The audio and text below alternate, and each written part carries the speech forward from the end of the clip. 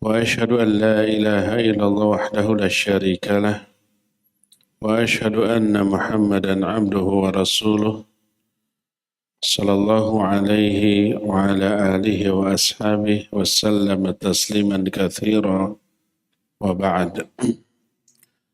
أيها الإخوة jamaah Masjid Agung Al-Ukhwah Bandung yang Allah muliakan,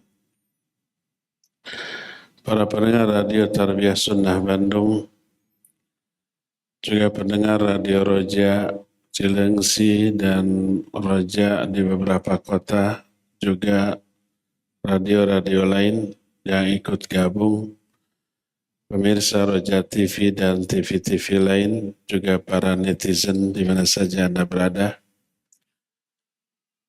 Kamis kedua setiap bulan seperti biasa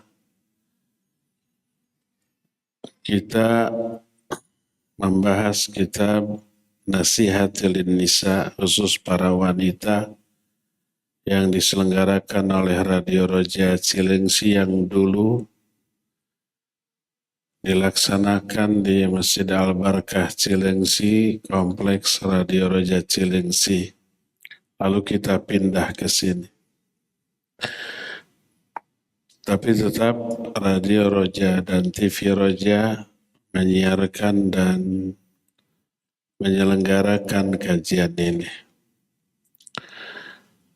Tema yang kita angkat sekarang adalah tentang beberapa kesalahan lisan. Pertemuan yang lalu sudah kita jelaskan tentang larangan mencela. Sekarang kita masuki larangan melaknat dan mengeluh. Makna asal laknat ada dua makna. Makna pertama as-sab, yaitu mencela. Makna yang kedua adalah at-tardu wal ibtiad min rahmatillah. Mengusir atau menjauhkan seseorang dari rahmat Allah dalam bentuk berdoa. Kalau seorang berkata, semoga Allah melaknatmu, artinya semoga Allah menjauhkanmu dari rahmat dunia akhirat.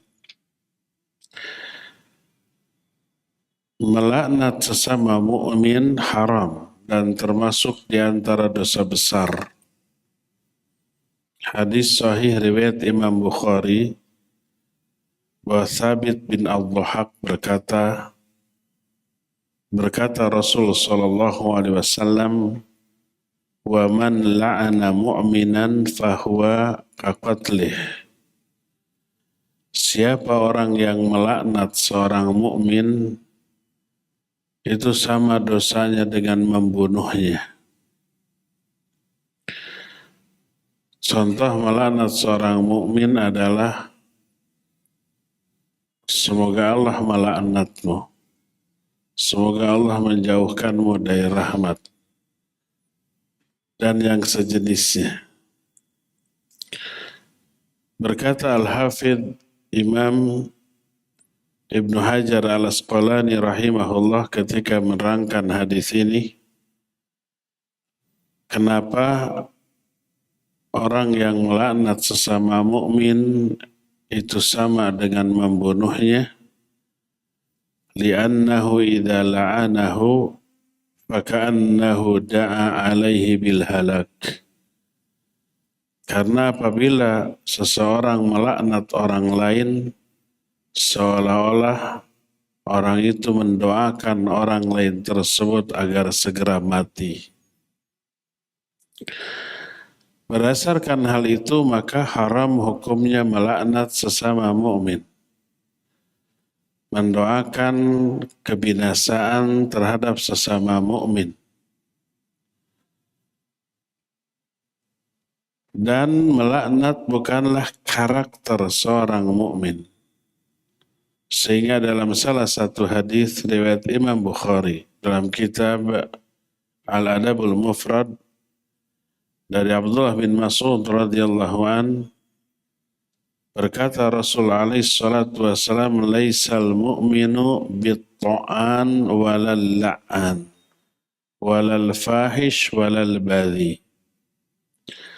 Seorang mukmin itu bukanlah seorang yang tukang mencela dan tukang melaknat, tukang berkata keji ataupun berkata kasar. Karena itulah maka orang yang suka melaknat maka gugur persaksian dan hak memberi syafaat pada hari kiamat. Seperti yang kita tahu, di hari kiamat akan banyak saksi yang didatangkan dan juga syafaat. Seseorang bisa memberi syafaat kepada orang lain. Orang tua ke anaknya, anak ke orang tuanya, bahkan seseorang mukmin kepada saudaranya, kawannya sesama mukmin.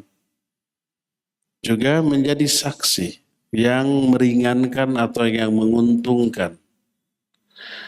Tapi orang yang suka melaknat, gugur hak memberi syafaat dan memberi persaksian pada hari kiamat. Sebagaimana diterangkan dalam hadis sahih riwayat Imam Muslim. Berkata Rasul sallallahu alaihi wasallam dalam hadis dari Abu Darda radhiyallahu an, la yakunul la'anuna syufa'a wala syuhada yaumal qiyamah. Para tukang laknat itu dia tidak akan menjadi pemberi syafaat ataupun para saksi pada hari kiamat. Gugur hak untuk memberi syafaat dan hak memberikan persaksian pada hari kiamat. Karena itulah orang yang suka melaknat, maka dia tidak mungkin menjadi seorang siddiq. Siddiq itu level tertinggi yang bisa diraih oleh seorang mukmin di bawah level para nabi.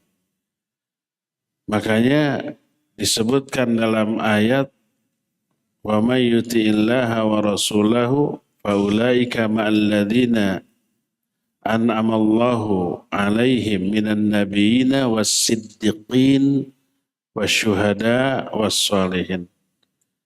Siapa orang yang taat kepada Allah dan Rasulnya, maka mereka akan bersama orang-orang yang telah berikan nikmat kepada mereka, baik dari kalangan para nabi, para siddiqin, para syuhada, para solihin. 4 level kemuliaan yang bisa diraih oleh manusia. Pertama, level tertinggi para nabi. Kedua, para siddiqin. Ini yang bisa diraih oleh setiap mukmin.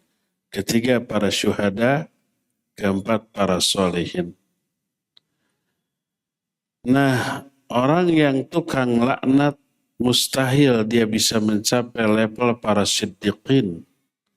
Para siddiqin orang-orang yang mustahil memiliki karakter suka melaknat. Sebagaimana sabda Nabi SAW dalam hadis yang diterima dari Abu Hurairah radhiyallahu an, kata beliau, la yambagi lisiddiqin ayyakuna la'anan. Tidaklah pantas seorang siddiq menjadi seorang tukang laknat. Kalau laknat ini ditujukan kepada seseorang yang orang itu tidak layak memperoleh laknat. Karena emosi, karena marah, karena hawa nafsu, seseorang melaknat orang mukmin, para orang mukmin itu orang soleh yang nggak layak dilaknat, maka nanti laknat itu akan kembali kepada diri si pelaknat. Isi laknatannya kembali kepada dirinya. Sebagaimana diterangkan dalam hadis yang diriwayatkan oleh Imam Abu Daud dalam kitab Sunannya, diterima dari Abu Darda radhiyallahu anhu.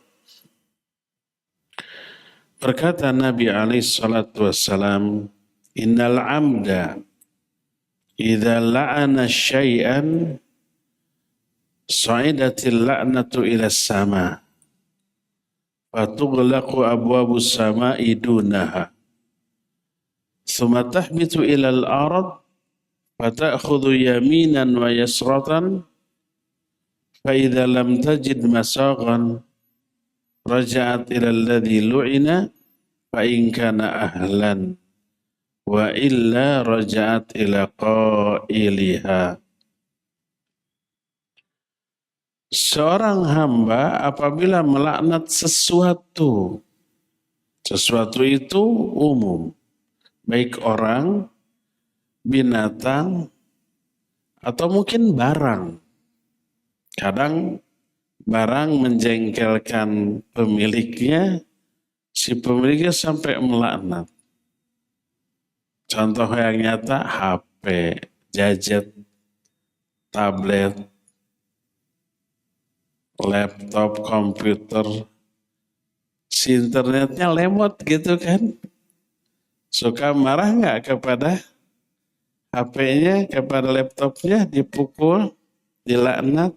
Ya, suka.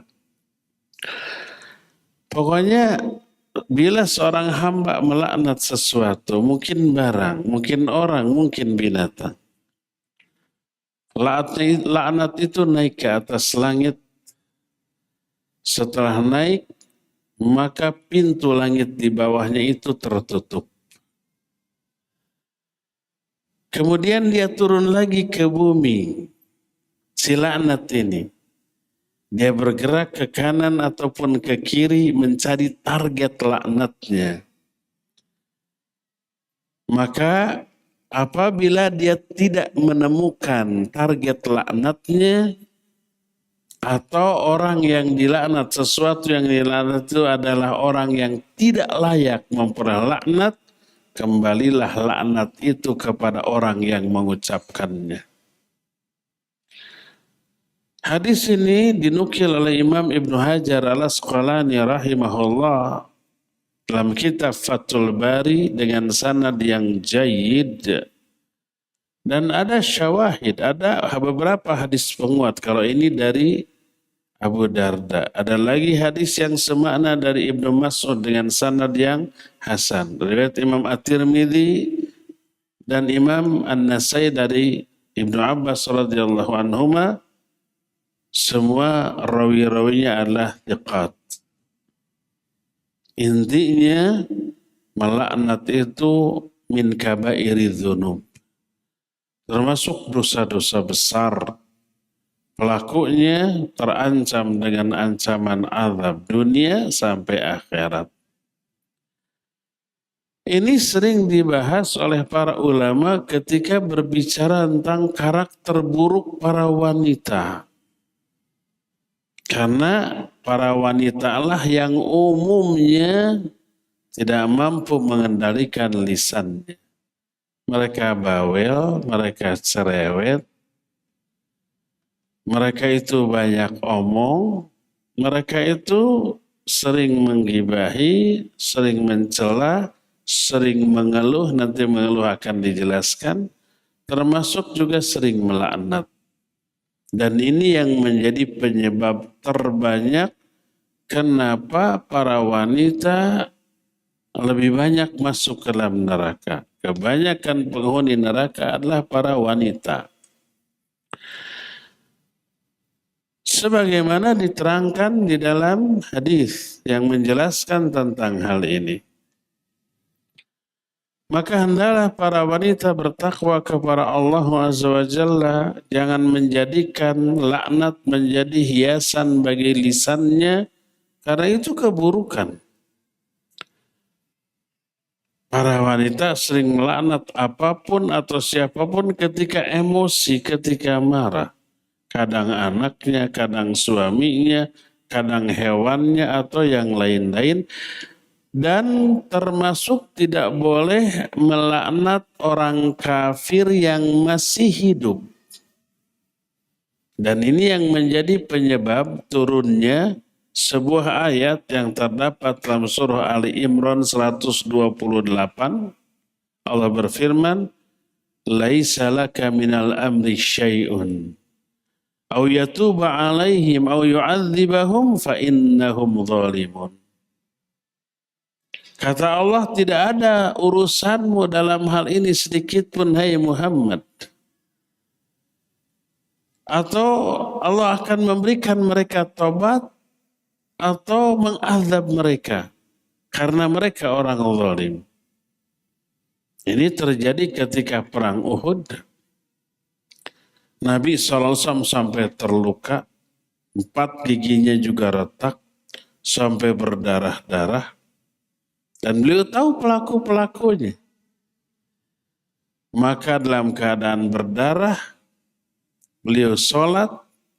Di dalam sholatnya beliau melaknat orang-orang tertentu yang melukai diri. Allahumma alaika bi fulan, Allahumma alaika bi fulan, Allahumma alaika bi... 4 orang dilaknat oleh Rasulullah SAW. Ternyata turun ayat ini teguran. Jangan sampai melaknat, walaupun orang kafir itu telah melukaimu. Dan ternyata apa yang tadinya 4 orang yang dilaknat oleh beliau di dalam sholatnya itu, kemudian ternyata masuk Islam dan bagus keislaman.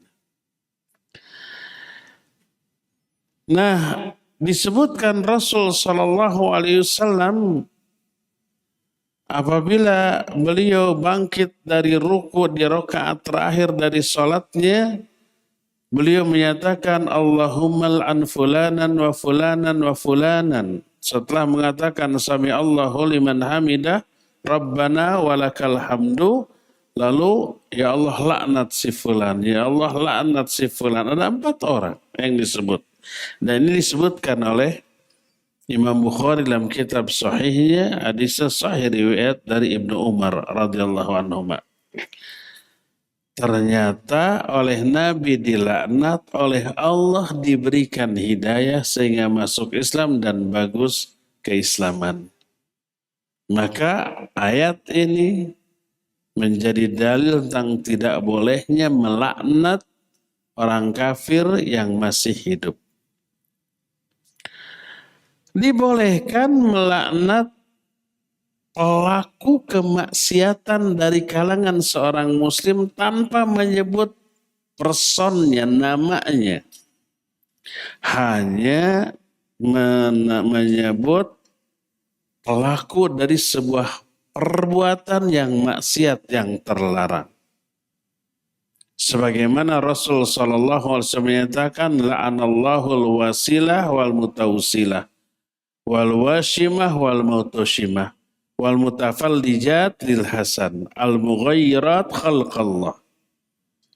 Kata Rasul SAW, semoga Allah melaknat orang yang menyambung dan minta disambung rambutnya.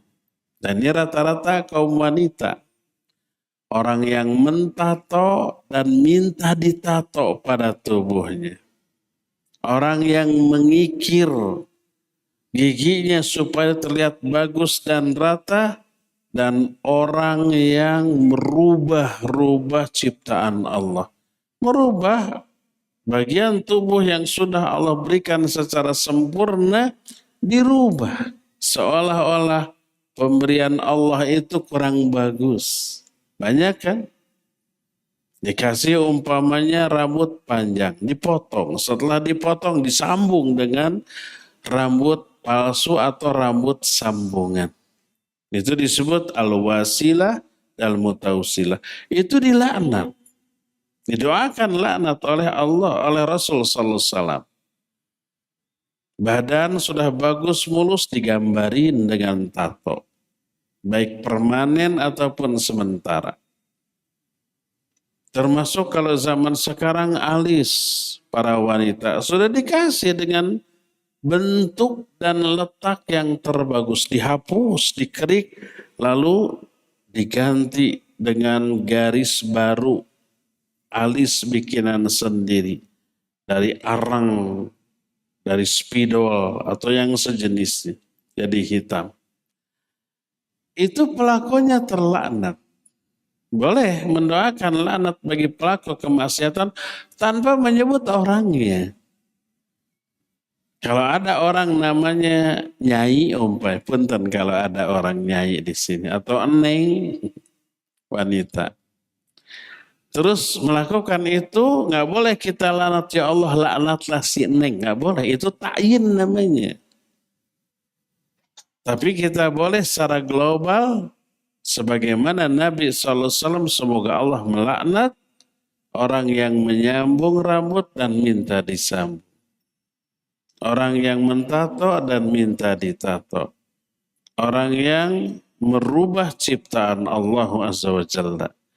Termasuk laki-laki yang menyerupai wanita, wanita yang menyerupai laki-laki. La'anallahu al-mutasyabbihina minar rijali bin nisa wal mutasyabbihati minan nisa'i bir rijal. Semoga Allah melaknat laki-laki yang menyerupai wanita dan wanita yang menyerupai laki-laki. Maka melaknat pelaku sebuah perbuatan maksiat boleh, tapi secara umum, secara global. Adapun melaknat secara ta'yin, memvonis ke personal tertentu dengan menyebut nama, maka tidak boleh. Adapun orang kafir yang mati di atas kekafiran, maka boleh melaknatnya untuk menjelaskan kepada manusia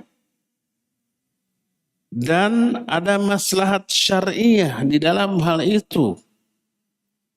Semoga Allah melaknat si fulan. Si fulan dengan menyebut namanya dia sudah mati. Untuk memberitahukan kepada orang-orang karakter atau kekafiran dia, kesalahan dia itu berbahaya untuk dia di akhirat. Diharamkan dengan keharaman yang sangat kuat. Dan ada masalah syariah di sini. Tapi kalau tidak ada maslahat, bahkan ada madarat, seperti ada orang kafir. Tokoh pengikutnya banyak mati dalam keadaan kafir. Lalu kita melaknat. Apa efeknya? Pengikutnya, pengagumnya menjadi memberikan madarat kepada kita. Menyerang secara fisik, secara psikis, dan yang sejenisnya, merusak dakwah dan seterusnya, maka tidak boleh.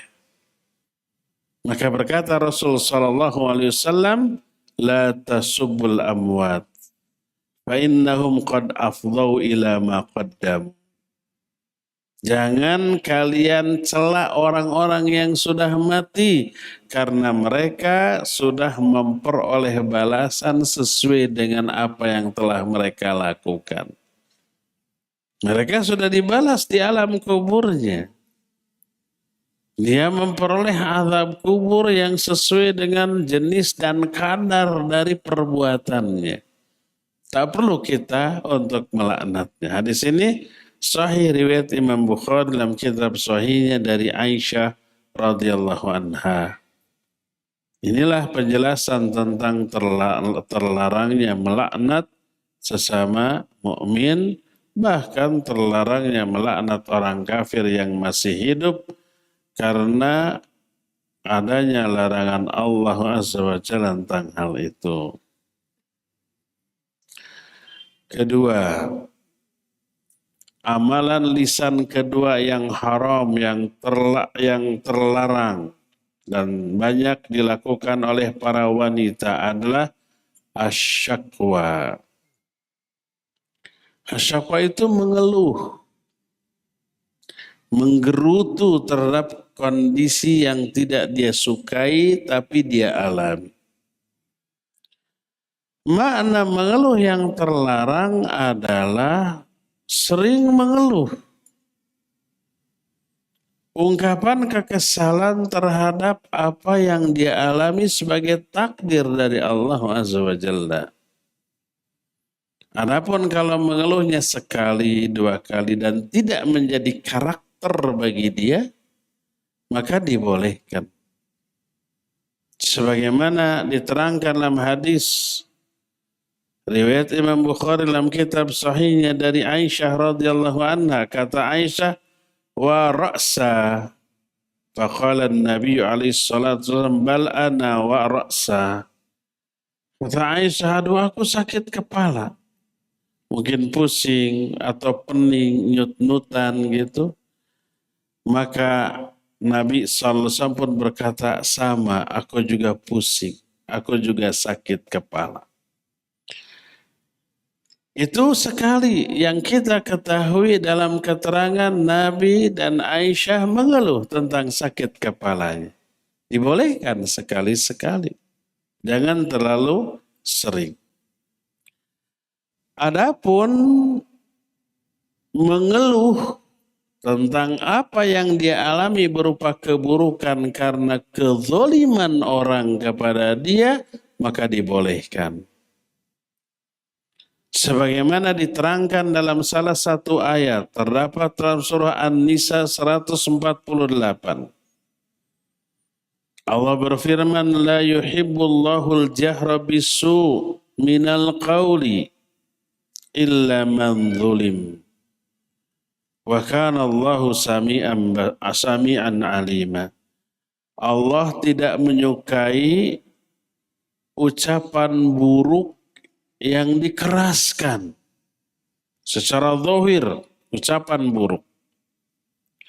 Apa ucapan buruk? Mencela, melaknat, atau minimalnya mengeluh. Allah nggak sukai kecuali bagi orang yang dizalimi. Dan Allah maha mendengar dan maha mengetahui. Ketika menerangkan ayat ini berkata Imam Asy-Syaukani dalam kitab Fathul Qadir. Ini kitab tafsir beliau.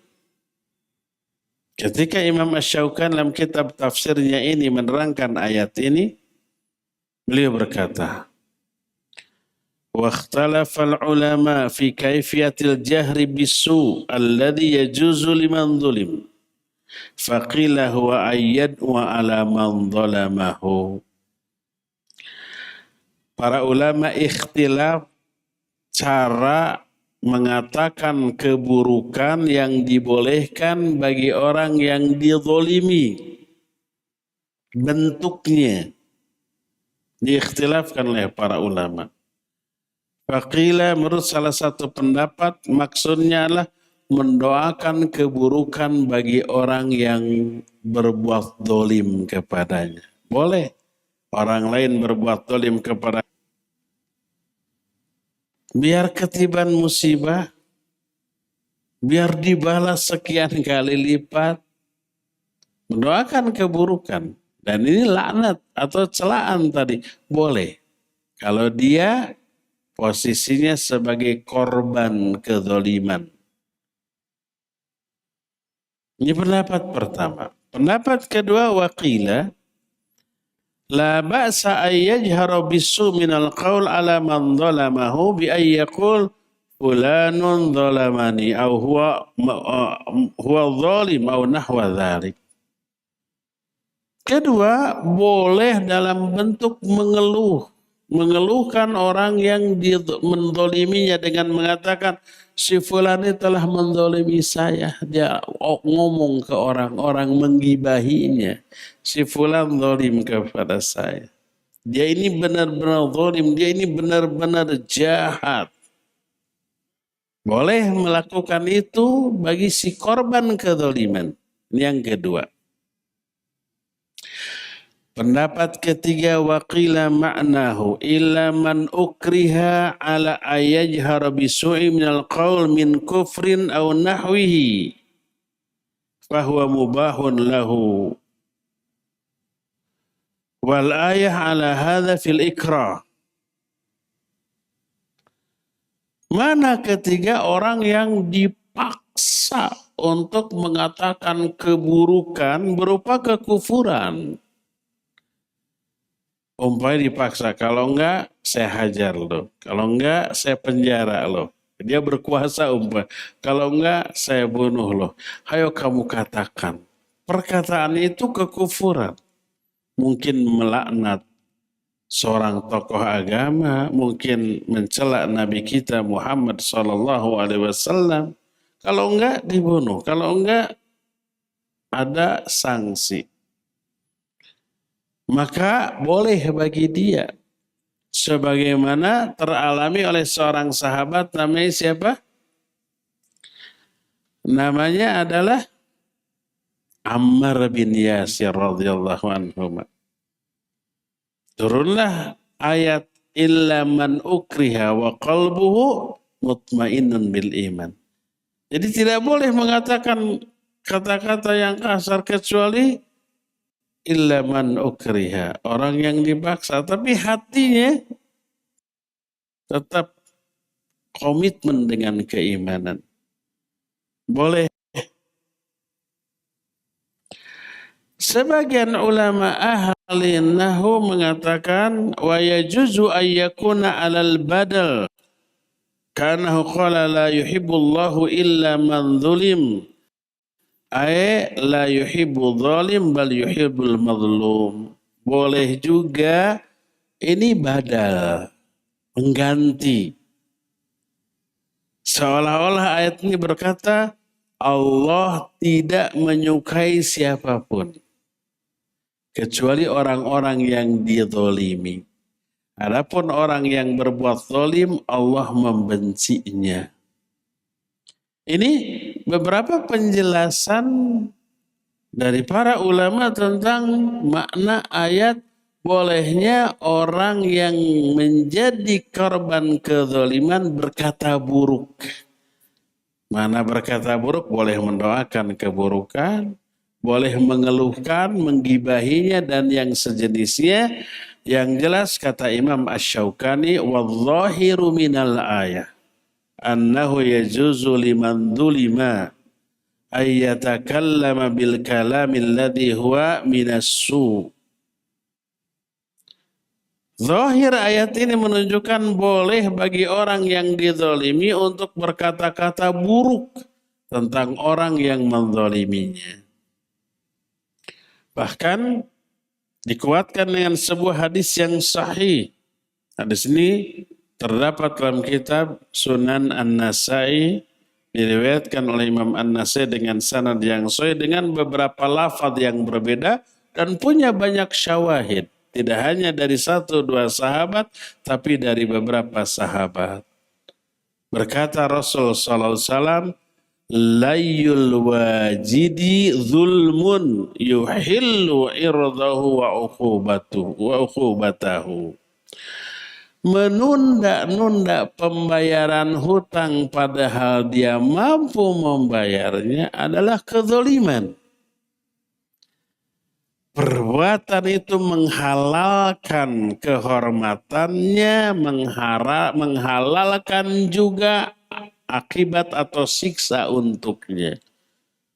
Maknanya kalau orang punya hutang ke orang lain, dia sudah punya uang untuk membayar, tapi tidak segera dibayarkan, ditunda-tunda. Maka dihalalkan kehormatan orang ini dengan cara digibahi. Boleh orang tersebut menggibahi orang ini. Dia tuh punya hutang ke saya, udah bisa bayar tapi nggak bayar-bayar. Kelihatan beli mobil baru, kelihatan majak mentraktir orang, kelihatan dia tahu ada berita dia punya keuntungan dari usahanya, nggak bayar ke saya. Kehormatannya menjadi halal untuk digibahi atau dicela. Ini menunjukkan bahwa dibolehkan bagi korban kezaliman untuk berkata buruk tentang orang yang menzaliminya. Berkata buruk tadi itu mendoakan keburukan, termasuk mengeluhkan dia, termasuk menggibahi dia. Dibolehkan jadi halal tuh kehormatannya. Seolah-olah orang itu nggak lagi punya hak untuk dibela kehormatannya karena berbuat zalim. Maka ikhwan, akhwat, hati-hati dari hutang. Kalau kita berhutang segera. Kalau ada segera bayarkan. Kalau enggak, zalim itu. Dan tahu nggak rata-rata orang yang punya hutang tapi suka menunda pembayaran hutang, itu orang kaya. Walaupun korban kezalimannya lebih kaya dari dia. Korban kezalimannya bank. Yang berbuat zalimnya pemegang kartu kredit. Kartu kredit itu memalukan karena kartu untuk ngutang. Untuk ngutang kok bangga. Tapi orang rata-rata kalau punya kartu kredit, bangga ya enggak? Apalagi platinum. Apa limitnya? Bisa ratusan juta, 500 juta. Beli mobil cukup pakai kartu kredit. Apalagi kalau ke supermarket, ke mall, pas bayar keluar kartu kredit gaya. Padahal hina, zolim.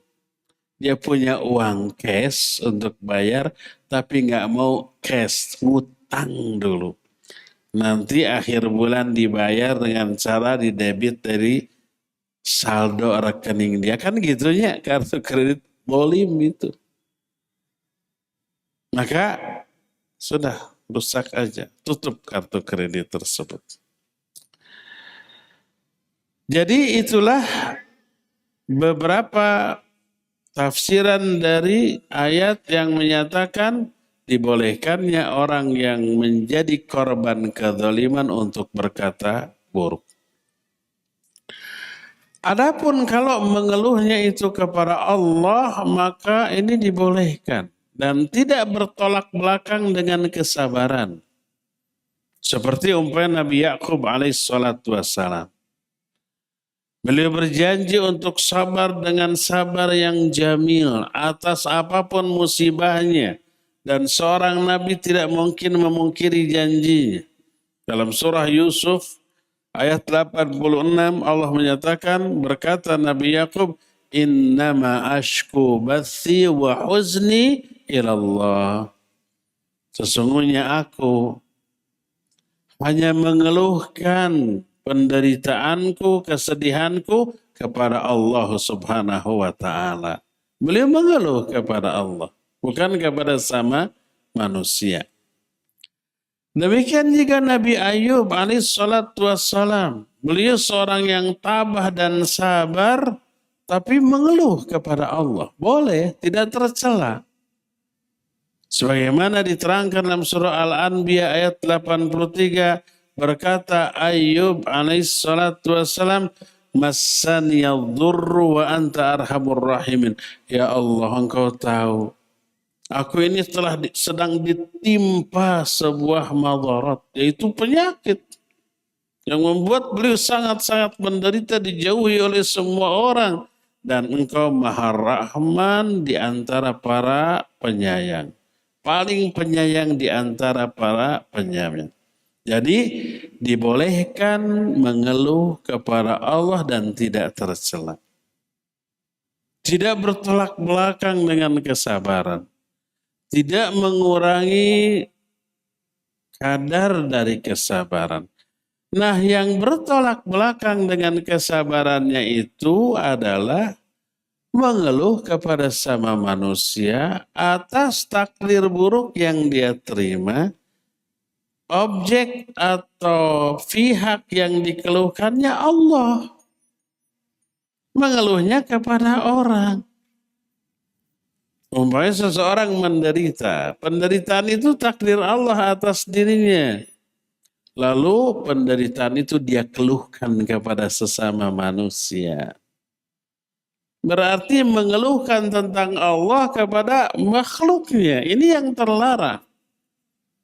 Sebagaimana disebutkan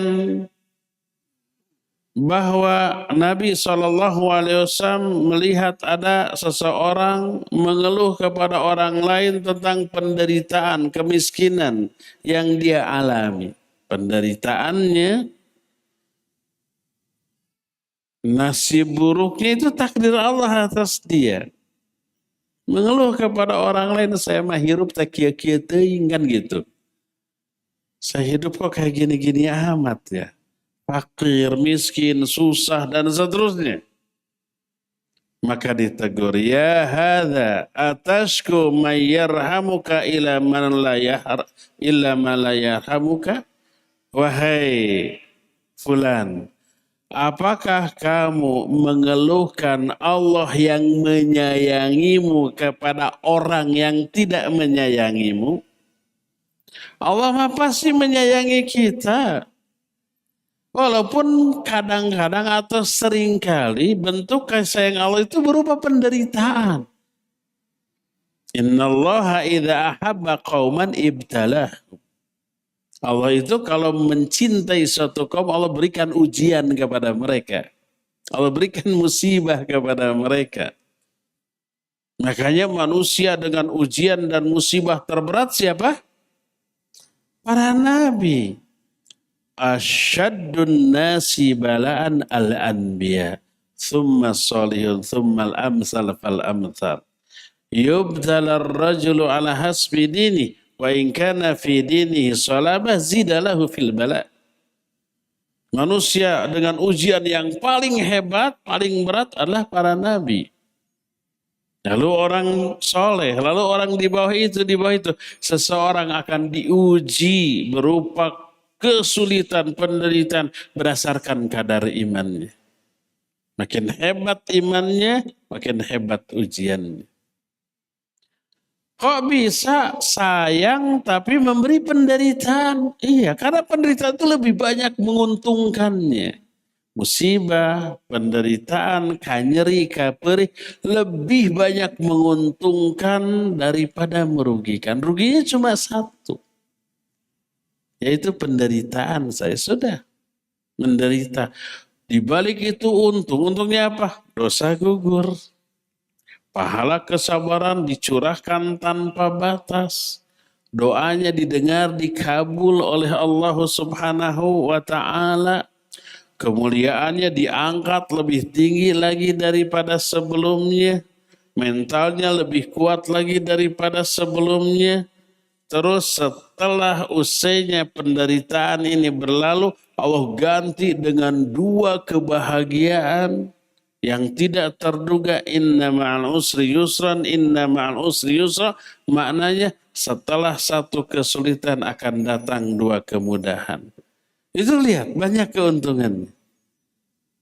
Makanya penderitaan yang Allah berikan kepada seorang itu kasih sayang Allah. Ketetapan Allah yang baik untuk dia, dia keluhkan kepada seseorang, kepada makhluknya. Ditegur oleh Rasul sallallahu alaihi wasallam, ya hadza atashku mayarhamuka ila man la yarhamuk. Hei fulan, apa kamu mengeluhkan Allah yang menyayangimu kepada orang yang tidak menyayangimu? Kita ketika sakit ke dokter, oleh dokter kita disakiti, diberi beberapa penderitaan. Apa sih penderitaan yang menyakitkan dari dokter? Harus disuntik. Sakit nggak disuntik? Sakit. Fisik apa psikis? Dua-duanya. Fisik sakit, tadi tojos ku jarum. Psikis juga, aduh jangan-jangan salah nyuntik, jangan-jangan jarumnya patah, kan gitunya macam-macam tuh. Setelah itu belum berhenti tuh, kadang lebih disuntik, kadang harus diinfus, kadang harus dioperasi, kan gitunya, menyakitkan. Setelah itu melarang dari yang enak-enak, jangan makan kambing, jangan makan si montong, jangan makan yang enak-enak, gitu ya, dilarang. Makannya apa? Yang pahit-pahit nih obat. Pahit, pehir, pahang. Makan. Menderita. Cukup sampai di sana? Enggak. Setelah itu apa? Minta duit. Bayar. Kita nurut nggak sebagai pasien? Kata dokter, siapkan. Saya busan tujos dengan jarum. Lari enggak? Enggak, pasrah. Ya enggak? Silakan dok. Itu. Tahu dia sakit. Deg-degan. Dikasih obat, dibuang apa dimakan? Dimakan walaupun pahit. Dimintai uang. Menolak apa bayar? Bayar. Kata dokter, minggu depan kasih lagi, saya suntik lagi. Saya larang lagi. Dari yang enak-enak, saya kasih yang pahit-pahit lagi, saya mintai duit lagi. Datang lagi enggak? Datang. Walaupun dokter melakukan tindakan yang menyakiti kita, tapi kita pasrah karena yakin di balik rasa sakit itu ada maslahat. Kita jadi sembuh, kita jadi kuat, kan gitunya. Pernah nggak kita habis dari dokter mengeluhkan, itu dokter kurang ajar banget, saya ditojos. Itu dokter sudah mendolimi saya dengan cara ditojos. Dilarang dari yang enak-enak, dikasih yang pahit-pahit, minta duit, suruh saya datang lagi minggu depan. Ada yang marah mengeluh begitu? Tidak pernah ada. Yang ada, terima kasih ke dokter, memuji itu dokter hebat pisan, sekali gejos langsung sembuh gitu. Makanya saya mah kadang-kadang suka kangen ke dokter, nggak sakit juga, cari-cari alasan. Apalagi pasiennya ibu-ibu, dokternya ganteng, nggak sakit juga pura-pura sakit. Ada yang begitu? Ada. Kalau dokter menetapkan tindakan yang menyakiti, kita maklumi, ya, kita pasrah. Kenapa kalau Allah yang memberikan penderitaan yang membuat maslahat bagi kita, kita keluhkan? Maka jangan keluhkan nasib apapun yang menimpa kita kepada sesama manusia. Bahkan inilah, mengeluh inilah yang menjadi penyebab banyaknya para wanita di dalam neraka. Sebagaimana dijelaskan dalam salah satu hadis sahih diriwayatkan oleh Imam Muslim. Diterima dari dari Jabir bin Abdullah radhiyallahu anhu. Dia berkata, syahidtu ma'a Rasulillahi sallallahu alaihi wasallam as-salata yaumal id. Fabada bis-salah qabla al-khutbah bi ghairi adhanin wala iqamah. Thumma qama mutawakkian ala Bilal. Fa'amara bi taqwallahi wa hatha ala ta'atihi wa wada'an nas wa dzakkarahum. Thumma madha. Hatta atan nisa fawa'adhahunna wa dzakkarahunna faqala tasaddaqna fa inna aktsarakunna hatabu jahannam. Kata Jabir bin Abdullah, aku ikut sholat bersama Rasul SAW pada hari ini. Beliau memulai sholat sebelum khutbah. Jadi sunnahnya sholat dulu baru khutbah. Kalau pada sholat Idul Fitri atau Idul Adha. Terbalik dengan sholat Jumat. Kalau Jumat apa dulu? Khutbah dulu baru sholat. Kalau Id, sholat dulu baru khutbah. Tanpa adzan, tanpa qomat. Id. Setelah beres sholat, beliau berdiri dan bersandar kepada Bilal. Beliau memerintahkan manusia untuk bertakwa kepada Allah. Menyuruh mereka untuk mentaati Allah dan memberikan beberapa wejangan dan peringatan kepada manusia. Setelah itu kemudian beliau berjalan menghampiri shaf para wanita. Lalu memberikan beberapa nasihat dan peringatan bagi para wanita. Lalu beliau berkata, bersodakohlah kalian hai para wanita. Karena kebanyakan kalian menjadi suluh api neraka. Menjadi kayu bakar api neraka. Faqamat imra'atun min satatin nisa sufa'al khaddaini faqalat lima ya Rasulullah. Tiba-tiba dari saf para wanita berdiri seorang wanita yang di kedua pipinya ada flek-flek hitam. Kemudian dia bertanya, kenapa sampai demikian ya Rasulullah? Kenapa kebanyakan penghuni neraka itu adalah para wanita? Dijawab oleh Nabi SAW, li'anna kunna tukthirna syakah wa takfurnal ashir. Karena kebanyakan kalian banyak mengeluh dan kufur kepada para suami kalian. Durhaka kepada suami. Qal berkata Jabir bin Abdullah, faja'alna yatasaddaqna min hulyihinna yulqina fi thawbi Bilal min aqaratihinna wa khawatimihinna. Maka para wanita saat itu spontan bersodakoh dengan perhiasan-perhiasan yang mereka pakai. Mereka melemparkan ke kain Bilal yang dibentangkan oleh Bilal, baik gelang-gelang mereka ataupun cincin mereka. Langsung dicabuti perhiasannya, dilemparkan, disodakohkan. Inilah sikap para wanita zaman tersebut. Ya, langsung spontan. Jadi hadis ini menjelaskan penyebab terbanyak wanita masuk neraka karena dua hal. Pertama, banyak mengeluh. Yang keduanya adalah karena kufur kepada suami mereka masing-masing. Tidak bersyukur atas jasa suami. Maka wahai para wanita, kurangi kalau bisa hilangkan dua hal ini. Pertama, jangan banyak mengeluh atas nasib buruk yang dialami. Itu ketetapan Allah yang wajib kita hadapi dengan kesabaran, wajib kita terima dengan ridha. Dan yang kedua, taati suamimu, jangan durhaka, jangan nusus, jangan membantah, karena itu menjadi penyebab masuknya wanita ke dalam neraka, wal'iyadzubillah. Ya, inilah dua penyimpangan lisan yang kita bahas di hari ini. Yang pertama melaknat, yang kedua adalah mengeluh. Ya, cukup sampai di sini kajian kita. Insya Allah nanti akan kita lanjut dengan materi lain di sebulan yang akan datang. Subhanakallahum bihamdik, asyhadu an la ilaha illa anta, astaghfiruka wa atubu ilaik, walhamdulillahi rabbil alamin. Wassalamualaikum warahmatullahi wabarakatuh.